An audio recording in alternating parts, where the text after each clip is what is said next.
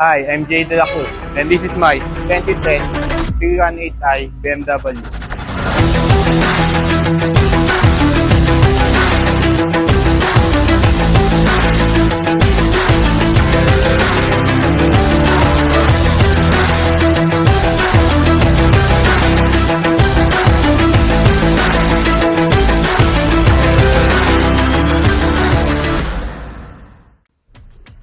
Yung ano niya, yung suspension ko ngayon kasi nagpapalit nga ako.